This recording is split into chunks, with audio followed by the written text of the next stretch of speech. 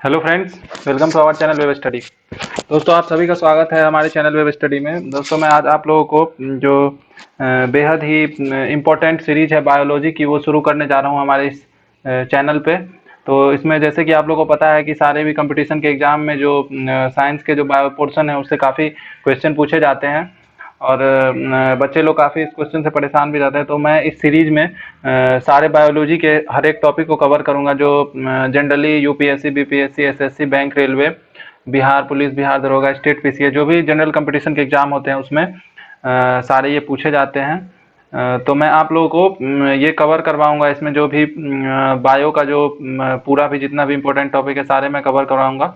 और यूट्यूब पे तो बहुत कंटेंट अवेलेबल होते हैं, बट अब जो है वो बहुत सारे पेड कंटेंट होते हैं अवेलेबल। तो हमारा जो मोटो है ये इस सीरीज का, वो प्राइमरी मोटो यही है कि मैं इसमें आपको फ्री और क्वालिटी एजुकेशन प्रोवाइड करवाऊंगा, जिसमें आप लोगों को काफ़ी हेल्प होगी जो कि एग्ज़ाम को क्वालिफाई करने में। तो चलिए हम लोग शुरू करते हैं। तो मैं जो बायो में आप लोगों को सबसे पहले जो है वो जूलॉजी पढ़ाने जा रहा हूँ।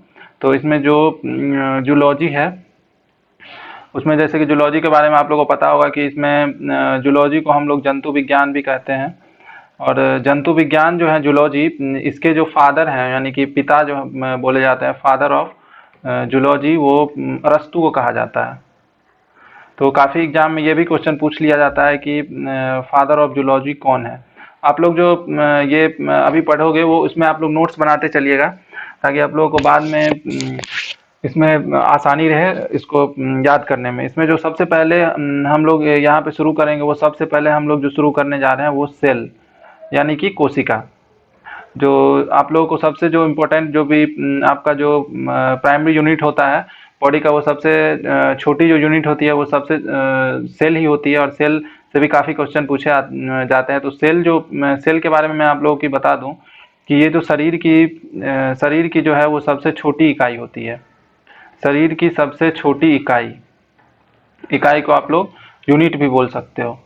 यानी कि हमारे जो बॉडी होती है, जो भी ह्यूमन और एनिमल, उनकी जो सबसे छोटी यूनिट होती है वो सेल होती है, जो भी बॉडी की।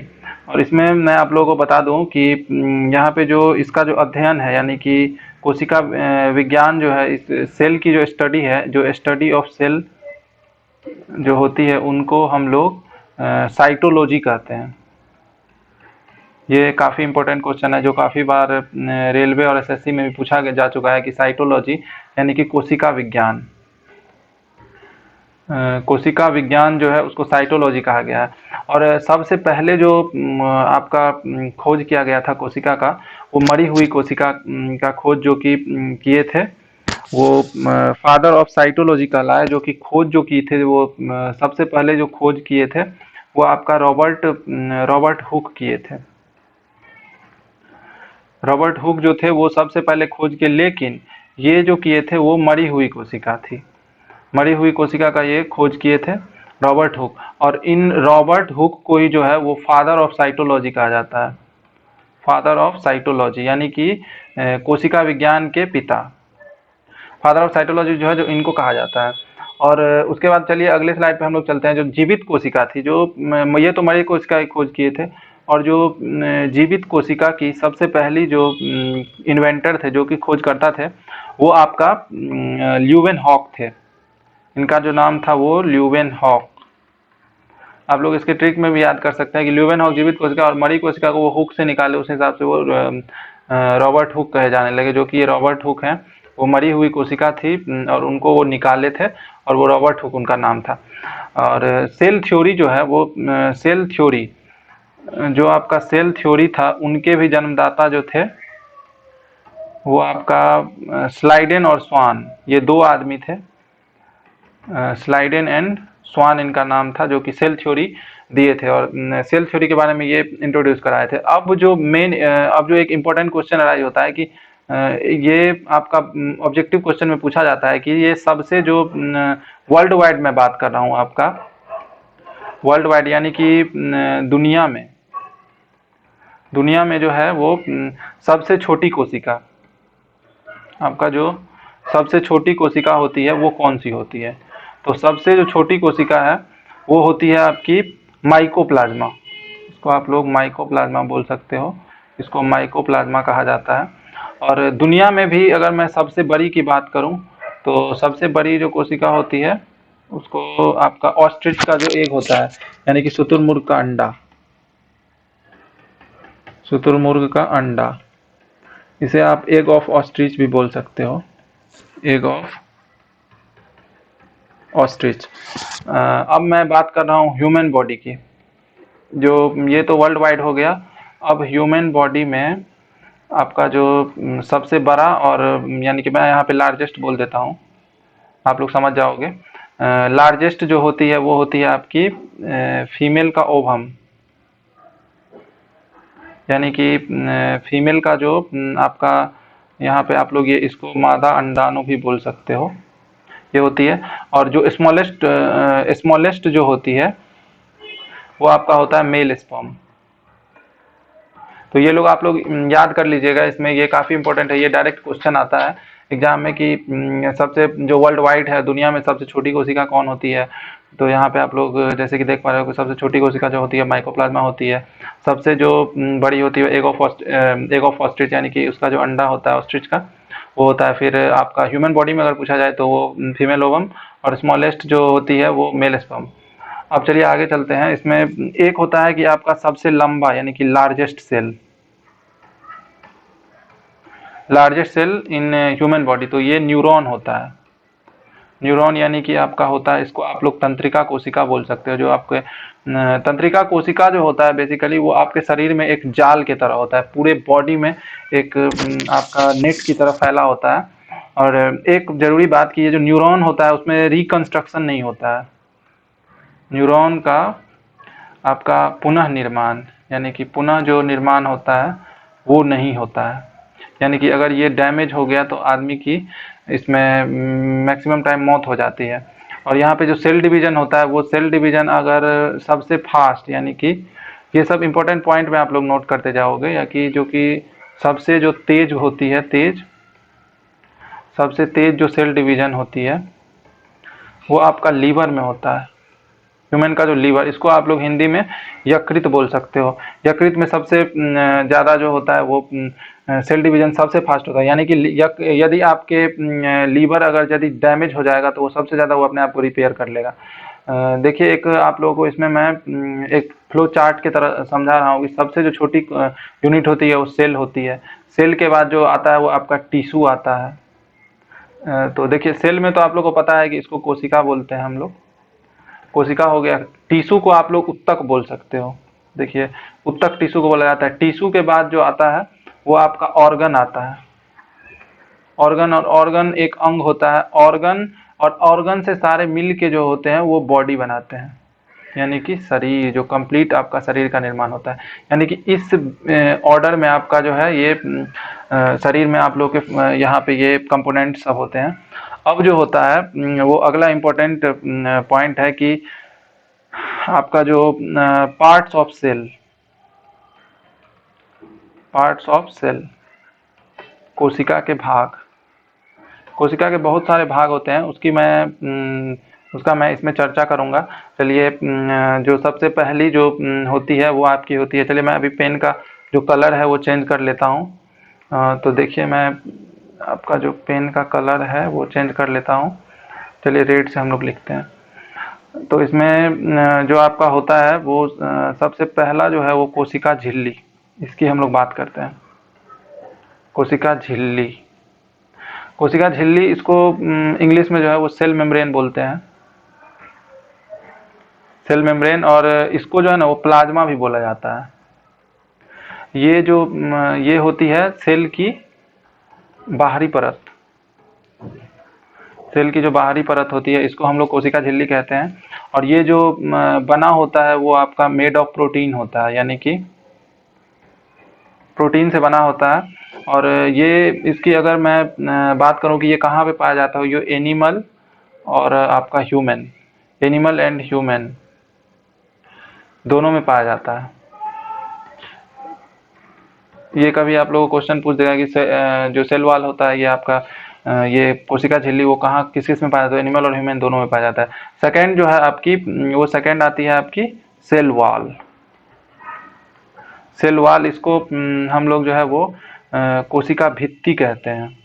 कोशिका भित्ति, ये जो परत होती है, ये ऊपर की परत होती है जो कि सेल मेम्ब्रेन के ऊपर पाई जाती है। ये केवल, इसके इम्पोर्टेंट पॉइंट में आप लोग लिख लीजिए कि ये केवल जो होती है वो प्लांट में पाई जाती है।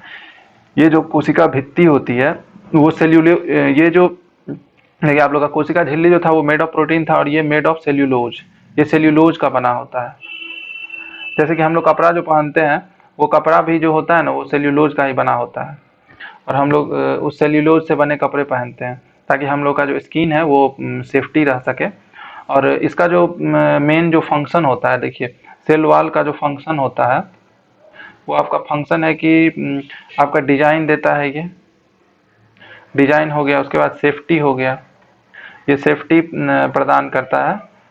आपका जो छाल जो आप लोग देखते हो ना पैर में, जो आपका छाल होता है, छाल होता है पेड़ का, ये एक सेल वॉल का एग्जाम्पल है। ये आपका एग्जाम्पल हो गया सेल वॉल का, जो कि पौधों में पाया जाता है। आपका सेल वॉल का यहाँ पे आप लोग का एग्जाम्पल हो गया ये। अब देखिए मैं अगले पॉइंट की बात करता हूँ।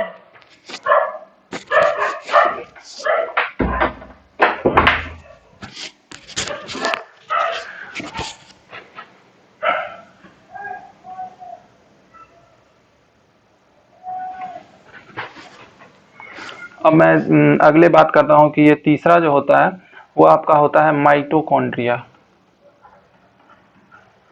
ये जो होता है ना, ये सेल का जो है ना, ये बहुत ही इंपॉर्टेंट पार्ट होता है।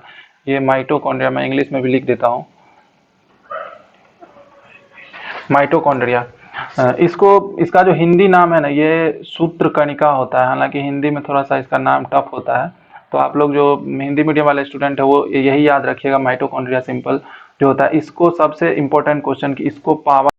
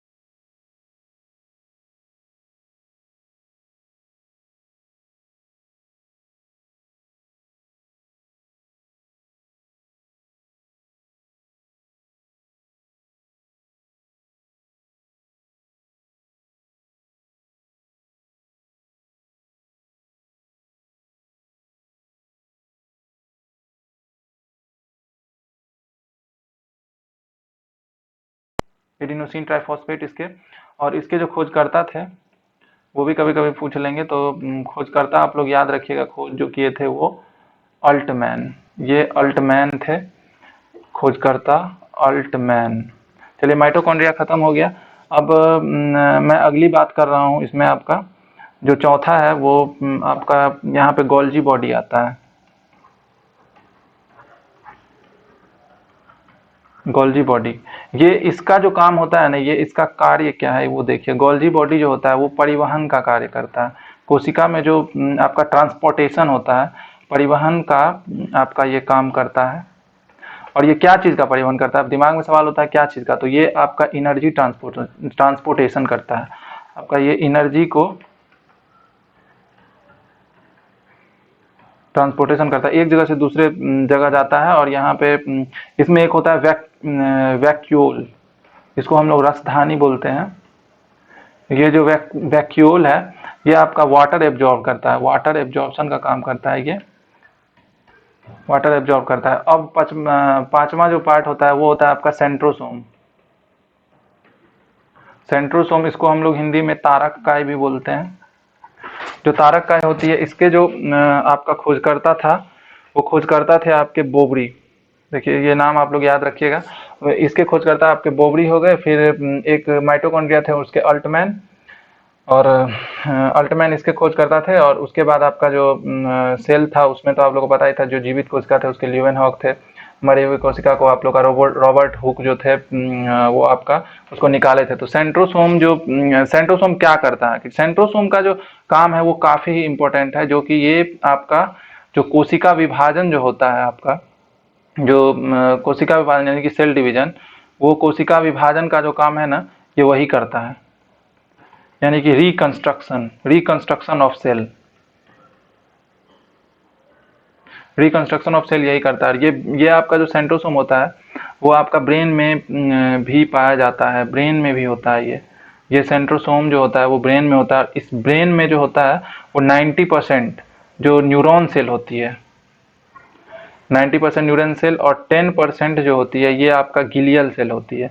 और जो गिलियल सेल होती है वो गिलियल सेल के वजह से ही आपका ब्रेन कैंसर हो जाता है, क्योंकि गिलियल सेल में आपका जो सेल का जो रिकंस्ट्रक्शन है वो होने लगता है, रिकंस्ट्रक्शन से ही वो ब्रेन कैंसर हो जाता है। न्यूरॉन में तो आप लोगों को पता है कि ब्रेन रिकंस्ट्रक्शन नहीं होता है, तो ब्रेन में फिर ये क्वेश्चन आता है कि कैंसर क्यों हो जाते हैं, कभी कभी किसी को ब्रेन कैंसर हो जाता है। तो ब्रेन कैंसर जो होता है वो बस गिलियल सेल की वजह से होता है, उसमें सेल डिवीजन होने लगता है और यहाँ पे आपका ब्रेन कैंसर हो जाता है किसी को।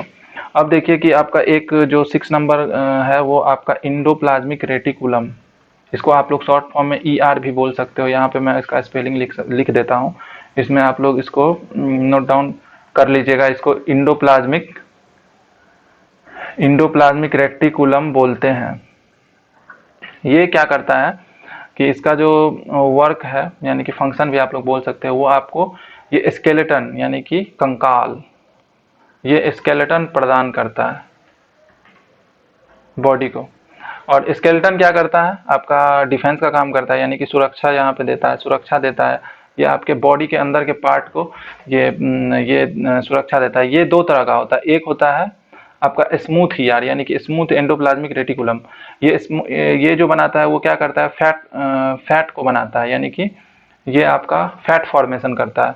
और एक होता है आपका रफ एंडोप्लाज्मिक रेटिकुलम यानी कि रफ ईआर। ये क्या करता है, ये राइबोसोम बनाता है,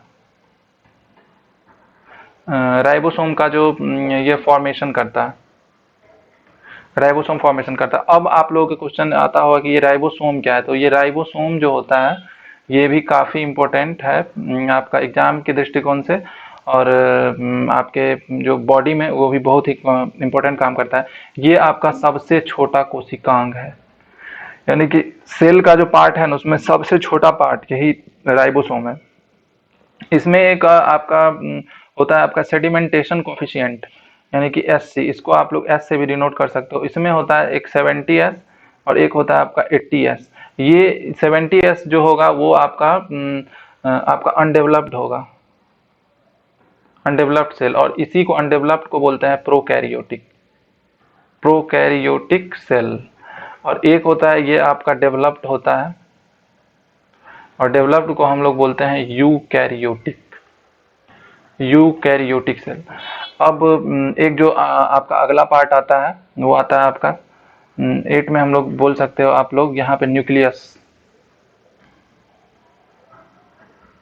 इसको हम लोग केंद्रक भी बोलते हैं। केंद्रक की जो खोजकर्ता थे, इसमें हम लोग यहाँ पे आप लोग का खोजकर्ता लिख देते हैं। खोजकर्ता जो थे वो आपका रॉबर्ट ब्राउन। बच्चों इसको आप लोग नोट करते चलिएगा, ये काफ़ी इंपॉर्टेंट है। तो इसमें जो होता है आपका न्यूक्लियस की अगर मैं बात करूँ इसकी संरचना की, तो इसमें क्रोमोजोम होते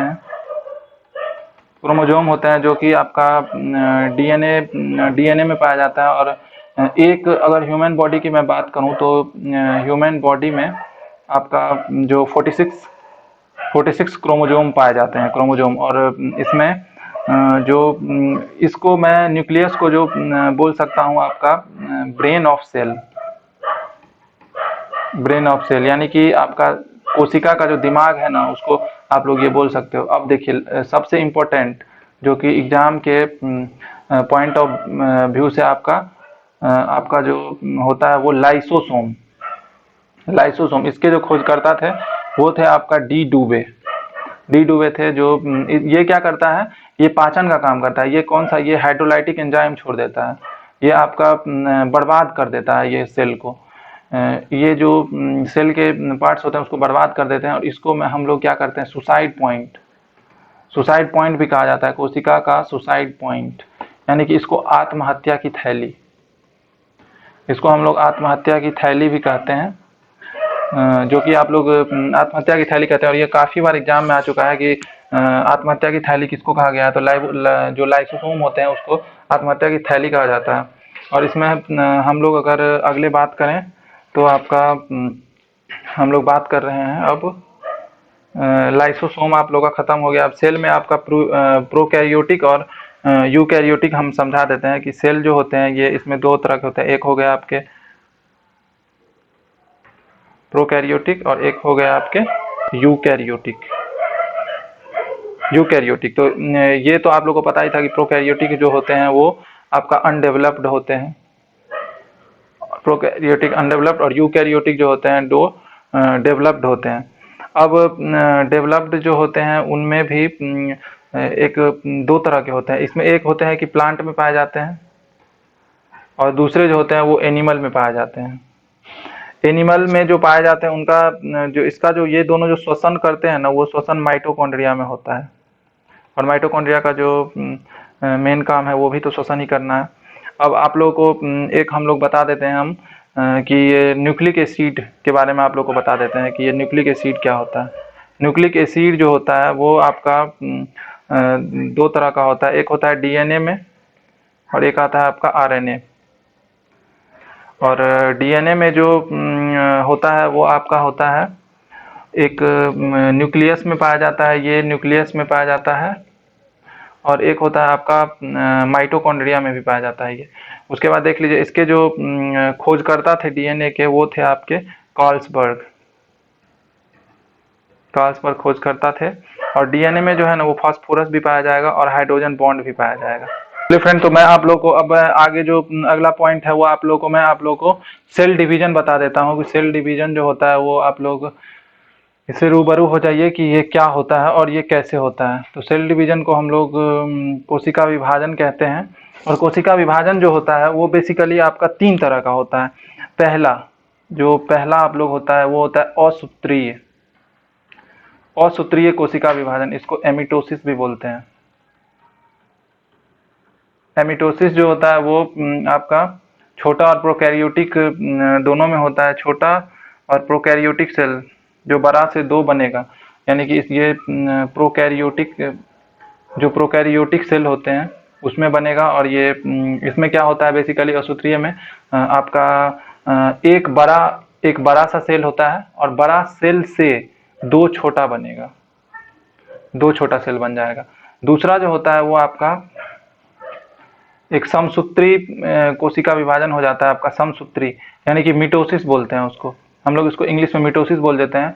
और मिटोसिस में क्या होता है कि ये आपका मरम्मत करता है, मतलब जितना कोशिका टूटा उतना का ये मरम्मत करेगा, जितना सेल आपका टूटेगा उतना का ही ये मरम्मत करेगा, ये आपका उतना को ही मरम्मत करके ठीक कर देगा। तीसरा जो होता है वो आपका होता है अर्धसूत्री कोशिका विभाजन, इसको हम लोग एक मियोसिस भी बोलते हैं इंग्लिश में, मियोसिस होता है। इसमें क्या होता है कि आपका हाफ डिवीजन होता है, हाफ डिवीजन।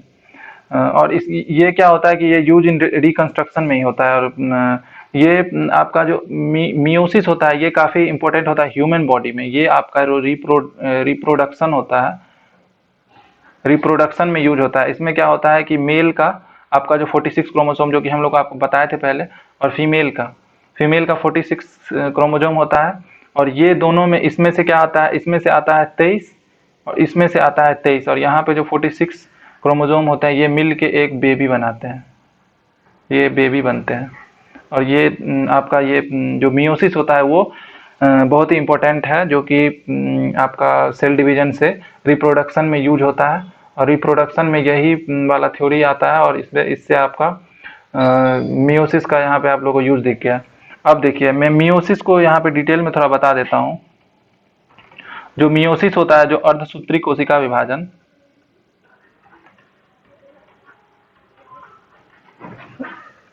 जो अर्धसूत्री कोशिका विभाजन होता है उसमें आपका मेल में देख लीजिए कि मेल में 46 क्रोमोजोम आ गया और इधर आपका फीमेल में भी 46 क्रोमोजोम।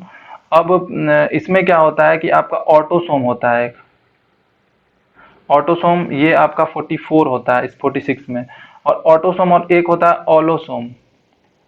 ऑलोसोम 2 आता है, जो कि 2 होता है, ये होता है एक्स और वाई। फीमेल में भी आपका सेम हो गया ऑटोसोम। ऑटोसोम का number of autosome is 44 and then allosome. Allosome 2 है, इसमें एक है एक्स और एक है वाई। अब क्या होता है कि इसमें आपका यहाँ से आया ये इसमें से 23 आएगा, इसमें से आपका 23 आएगा और इसमें से 23 आएगा, और ये दोनों मिलके एक 46 बना के ये बेबी बनाएंगे। इसी बेबी में अगर बनाएंगे इसमें जो ये ऑटोसोम होता है, ये ऑटोसोम ये क्या करता है कि अंग बनावट में आपका काम आता है, अंग बनावट। और ये जो ऑलोसोम है, यहाँ पे हम लिख देते हैं। ऑलोसोम जो होता है वो आपका सेक्स निर्धारण, यानी कि बेबी जो है वो मेल होगी या फीमेल, ये आपका ऑलोसोम पे डिपेंड करेगा। यहाँ पे हम लोग बात करते हैं कि सिंड्रोम जो होता है आपका, ये इरेगुलरिटीज हो जाती है जब यही सेल डिवीजन आपका एक अलग तरीके से हो जाता है। तो इसमें बहुत सारे इरेगुलरिटीज दिखे जाते हैं जब क्रोमोजोम जो होता है वो ग्रेटर देन 46 आ जाता है बेबी में किसी भी कारण से रिप्रोडक्शन में, तो एक आपका टॉर्नर उसको बोलते हैं, टॉर्नर डिजीज। ये अगर 45 आ जाएगा तो क्या होगा कि फीमेल में आपका ये बांझपन आ जाता है। उसके बाद उसमें एक आता है कि आपका अगर 47 आ गया, ठीक है, तो उसमें आपका मेल में आ जाएगा आपका नपुंसकता। फिर अगर एक आता है आपका डाउन्स बोलते हैं उसको, डाउन्स रोग। इसमें क्या होता है कि 47 आ जाता है तो इसमें मेल और फीमेल दोनों में हो सकता है। ये क्या होता है कि इरेगुलर बॉडी का ये कॉज होता है। एक होता है पटाऊ। इस पटाऊ में क्या होता है कि 47 में होता है तो इसमें क्या हो जाता है आपका हाइट छोटा हो जाएगा, इसमें हाइट छोटा हो जाता है। चलिए इसमें एक और मैं आप लोगों को बता देता हूँ कि यहाँ पे सेल तो आप लोग का खत्म हो गया। अब मैं आप लोगों को क्या करता हूँ कि यहाँ पे आपका टिश्यू के बारे में थोड़ा सा स्नैपशॉट दे देता हूँ, जो कि उत्तक बोलते हैं जिसको हम लोग। उत्तक में हम लोग क्या बोलते हैं, इसको टिश्यू बोलते हैं। और टिश्यू का जो अध्ययन होता है इसको क्या बोलते हैं कि स्टडी ऑफ टिश्यू, इसको हम लोग बोलते हैं हिस्टोलॉजी बोलते हैं। और इसमें क्या होता है कि इसमें टिश्यूज बहुत सारे होते हैं। एक होता है जैसे कि आप लोग ले लीजिए कि कनेक्टिंग टिश्यू होते हैं। कनेक्टिंग टिश्यू जिसको आपका संयोजी उत्तक बोलते हैं हम लोग हिंदी में, संयोजी उत्तक। ये क्या होता है, इसका एग्जांपल देख लीजिए कि स्किन हो गया, स्किन भी तो आपके बॉडी को सारे को कनेक्ट करके रखा है। ब्लड हो गया, ये भी आपका सारे बॉडी से कनेक्टेड है। बोन हो गया, ये सब कनेक्टिंग टिश्यू में आते हैं। उसके बाद आपका एक होता है न्यूरॉन टिश्यू, इसमें आपका आता है ब्रेन में हो गया। तंत्रिका उत्तक भी इसको बोलते हैं हिंदी में। चलिए हम लोग यहाँ पे लिख देते हैं आपका तंत्रिका उत्तक हो गया। अब देख लीजिए एक होता है आपका एडिपोज होता है, इसको बोलते हैं आपका उपकला उत्तक। ये हो गया आपका वसा यानी कि फैट, चर्बी जिसको बोलते हैं, ये फैट का एक ये एग्जांपल है। उसके बाद एक आ गया आपका मस्कुलर, इसको बोलते हैं आप लोग पेशीय उत्तक, जो कि आप लोग का मांस होता है, जो मसल्स होते हैं उसको ये आपका ये हो गया, उसी के कैटेगरी में मांसपेशी आती है। तो चलिए आज के लिए इतना ही। इसका जो पीडीएफ है वो आपको हम लोग प्रोवाइड कर देंगे हमारे जो टेलीग्राम चैनल है, उसमें आप लोग ऐसे ही बने रहिए। और अगले जो आएंगे वीडियो वो एकदम से सीरीज वाइज आएंगे, और सारे बायो का जो जितना भी इम्पोर्टेंट टॉपिक है वो हम लोग आप लोगों को ख़त्म करवाएंगे इसमें। और आप लोग तब तक के लिए बने रहिए हमारे चैनल वेब स्टडी के साथ, वेब स्टडी। और अगर आप लोगों को ये वीडियो अच्छी लगी हो तो लाइक कर दीजिए, और दोस्तों में जो है वो शेयर करिए। और अगर कोई भी आप लोगों को कोई भी करंट टॉपिक या कोई भी ज़रूरी जो कि टॉपिक है जिस पे आप लोगों को वीडियो नहीं अवेलेबल है, उस पर कमेंट कीजिए कि आप लोगों को कौन सा वीडियो चाहिए। उस पर हम लोग कोशिश करेंगे कि उस पर वीडियो बनाया जाए। और दोस्तों में काफ़ी से काफ़ी शेयर कीजिए और इस चैनल को आप लोग सब्सक्राइब कीजिए, क्योंकि आप लोग के सपोर्ट से ये चैनल चलता है और ये चलेगा आगे भी। और आप लोग सब्सक्राइब करेंगे तो हम लोग को और यहाँ पे हैप्पीनेस मिलेगी कि यहाँ पे हम लोग के चैनल स्टूडेंट लोग देख रहे हैं, तो हम लोग और भी वीडियो बनाने का कोशिश करेंगे। चलिए आज तक के लिए इतना ही। Thank you.